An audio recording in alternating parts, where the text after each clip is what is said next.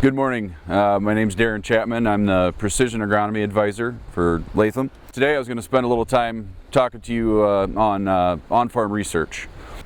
We get a lot of calls throughout the season, on what, if we have any information on, what works or what doesn't, like as far as fungicide treatment, whether it pays. We can give you some of the data we have and share that with you, but really, my opinion is that best thing to do is just do some on-farm research.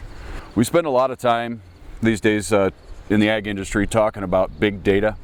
Big data is great. We need it in the ag industry as a whole.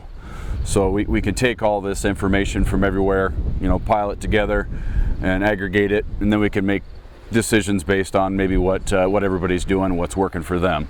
But today I was going to spend a little bit more time talking about small data, we'll call it. What's working on your farm. Maybe not concentrate on so much on what maybe your neighbor's doing. It's great to get tips and see what things are working for everybody and kind of utilizing on your own farm. But as you know, your neighbor across the road may run his operation a little differently than you do. So let's concentrate on your own farm. Getting started is important, right? So whether you got a good planting monitor or something like that for the tractor cab, make sure that it's ready to go. Make sure you got everything in place where everything's going to get put. The right populations, the hybrids, things like that. If those things don't get started correctly, then the rest of the year is going to be skewed, right? So getting started and being organized is very important. And then after that, you can monitor it throughout the season, right? So we use our Data Forward app to monitor the progress throughout the year. So we can monitor things like the growing degree units, the weather, what chemistry was applied, maybe some scouting events. So we keep good record of that. And then we move on into harvest, right? So this is what's important. So this is going to be giving us the results on what we want to really find out, right? So preparation for this is very important. So if you got a good yield monitor in the combine, that's great. Make sure it's, you take the time to inspect it. Make sure you take the time to calibrate. I know we get busy in harvest and it's kind of tedious, but right, this is what we want to find out. This is the end game. So let's get some good information. We'll pull that data for you. We'll get it to Phil and I. We'll put it into Data Forward. We'll analyze it. We'll clean it up a little bit. Let's find out if this is, if what we're doing is correct. As we know, yield is king, right? We can only squeeze our inputs so far. So yield is always king, but we also want to make sure what we're doing and we're adding that yield, is it profitable?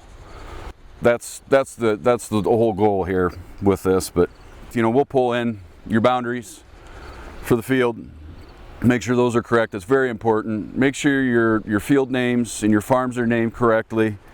Pull in any historic yield data you have, and you can even pull in some soil sampling analysis. So the more you put into it, the more we're going to get out of it. So any information you have like that is going to be huge. So some of the stuff that Phil and I are working on currently is actually on my own personal farm. So I've got a good farm for on-farm research. It's pretty well all one soil type. So what we did was we took 4 of our newer hybrids and we placed them throughout the field, and we're going to do some population studies on those hybrids. We made management zones, starting with the first zone being at 30,000 pop, second zone going to 32, third zone going to 34, fourth zone going 36, and then we ended with the last zone at 40,000 population. So we'll be able to catch each one of those hybrids and see how they respond to the different populations. And then another thing we are doing on there too, we're doing a little bit of some fungicide trials on it as well across to catch each one of the hybrids to see how they perform. So we'll look forward to those results coming this harvest. I just want to reiterate the importance of the on-farm research, right? So we want to know what's working on our farm. So it's important to take the time to do these things and do some on-farm research on your own operation to see what works for you.